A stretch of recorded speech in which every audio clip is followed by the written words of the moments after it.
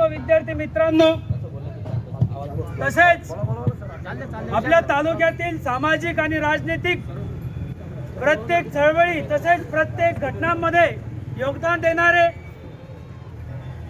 आणि माझे बंधू आणि भगिनींनो, आज आपण भारताची परिस्थिती बघतोय तर या परिस्थितीमध्ये आपल्याला लक्षात येतोय की नाही शेतकरी खुश आहे, नाही विद्यार्थ्यांना न्याय दिला जातोय कसल्याही प्रकारचा। विद्यार्थी 2 वर्ष नीट सारख्या परीक्षेची तयारी करतो आणि ही भाडखाऊ सरकार या विद्यार्थ्यांच्या त्या अभ्यासावरती कुठेतरी पाणी फेरण्याचं काम करत आहे। आज आपण जर बघतोय की सर्वात कठीण जर परिस्थिती असेल तर विद्यार्थ्यांची परिस्थिती आहे।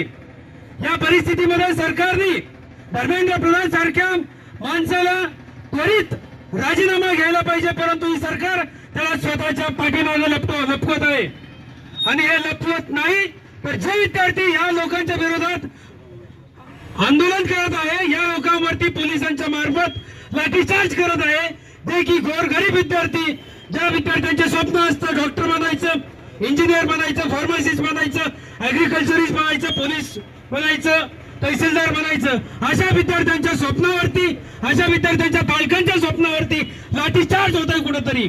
तर आज या ठिकाणी सर्व विद्यार्थी मित्र, या तालुक्यातील शहरातील राजकीय आणि सामाजिक लोकांनी या आंदोलनामध्ये सहभाग नोंदवला, या सर्वांचा मी इथं आभार मानतो आणि हे आजचं जे आपलं आंदोलन होतं इथं संपवतो आणि इथून पुढे हे सतत चालू राहील।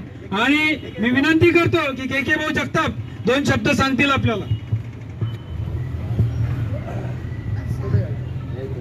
मागच्या नीट परीक्षेमध्ये जो मोठा भ्रष्टाचार झाला याला सर्वस्वी भारत सरकार जबाबदार आहेत, याला शिक्षण मंत्री धर्मेंद्र प्रधान हे जबाबदार आहेत।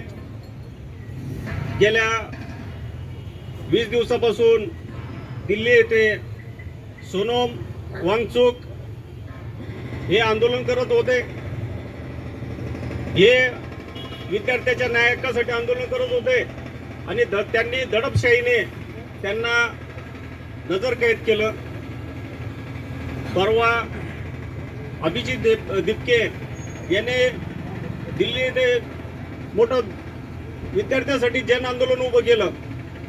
जन आंदोलन शांततेत सुरू असताना, संविधानिक सुरू असताना तेथील मनोवादी भारत सरकार यांनी पोलिसांमार्फत अमानुष विद्यार्थ्यावर लाठीचार्ज केला। आपण व्हिडिओमध्ये बघितलं असेल, तेथील पोलीस आपल्या माता भगिनीवर कशा प्रकारे लाठीचार्ज करतायत आणि अमानुष हल्ला करत आहेत, याचा आपण तीव्र निषेध करतो। विद्यार्थ्यांनी आता जागृत व्हायला पाहिजेत, कारण हे सरकार पेपर फुटी आणि शैक्षणिक भ्रष्टाचाराचं माहेरघर झालेलं आहे।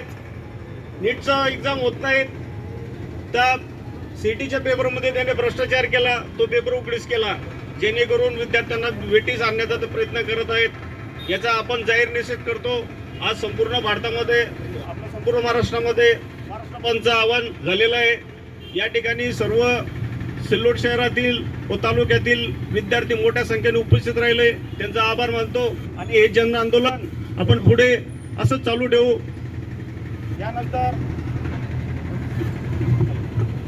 यानंतर बनेगा पठाणजी आपल्याला मार्गदर्शन